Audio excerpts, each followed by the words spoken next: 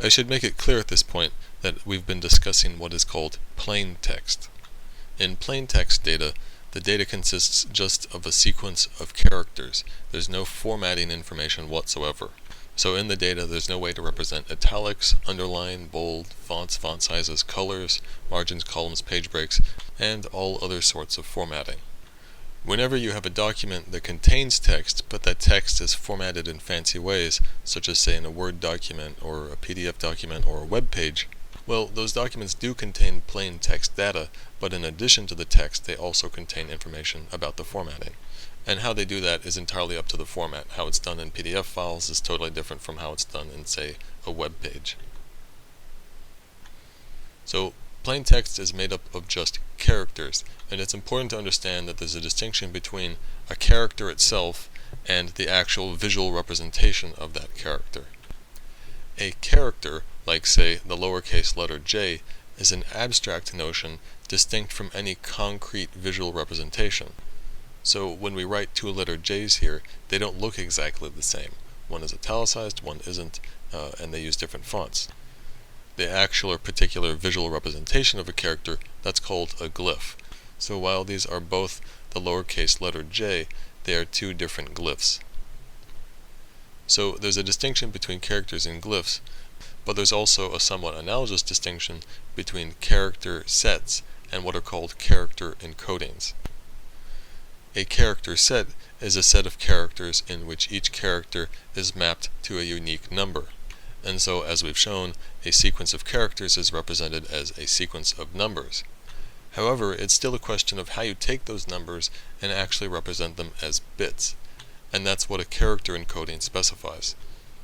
In the case of ASCII, the most common encoding scheme is straightforward and obvious. ASCII only contains 128 possible characters. Well, 128 is 2 to the 7th power, so we need 7 bits to represent each character, and 7 bits neatly fit in an 8-bit byte, so we can simply encode ASCII text as 1 byte per character. So for example, the word cat, all in lowercase, C-A-T, first lowercase c is mapped to 100, a to 97, and t to 116, so that's the bytes hex 646174. It's 3 bytes, 1 per character. So this is an extremely straightforward character encoding, but as we'll see in a moment, with other character sets, their standard encodings have more to them. The Unicode standard, created in the 1990s, encompasses a character set and its various encodings. The Unicode character set, unlike ASCII, is meant to encompass all of the world's languages.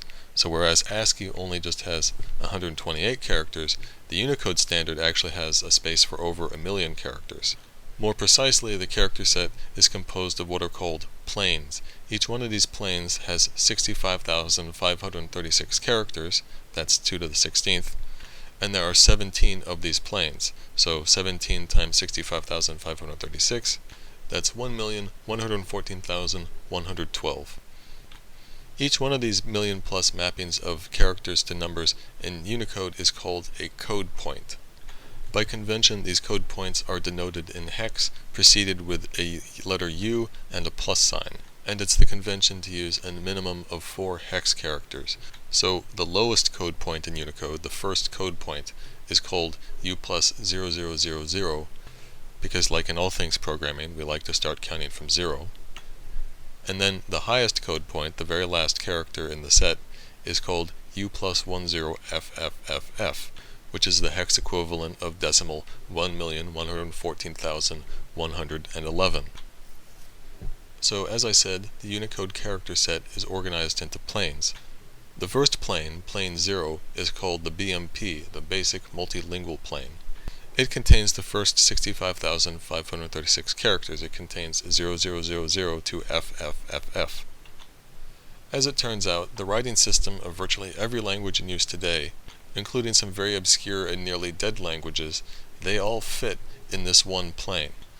The only exception is what are called the CJK characters, the Chinese, Japanese, and Korean characters. In those languages' writing systems, they make use of over 40,000 ideographs from Chinese, which is too much to put all in the BMP, so most of those characters get put in plane 2, the SIP, the supplementary ideographic plane. the BMP itself only contains a few thousand of those ideographs, and they're only the most commonly used ones. As it turns out, the first 128 characters in the BMP, the first 128 code points, they correspond precisely to the 128 characters of ASCII. So, for example, code point 0020 in Unicode is the space character because in ASCII, hex 20 is the space character. Likewise, code point 0041 is capital letter A because in ASCII, hex 41 is the capital letter A. Plane 1, the SMP, the supplementary multilingual plane, contains the code points 10000 to 1FFFF, and it consists mainly of dead languages like, say, the script used by the ancient Phoenicians and so forth, that sort of thing. But it also contains a whole range of, say, musical notation symbols and mathematical notation symbols, and many other things of that sort. Now, oddly enough, the remaining 11 planes are almost entirely unused. Planes 3 to 13 aren't used at all. Planes 15 and 16 are called the private use areas, and they're reserved so that people can do whatever they want with them for their own special applications. And plane 14, the SSP, supplementary special purpose plane, only has a handful of characters that do some rather archaic things that have to do with formatting and data protocols.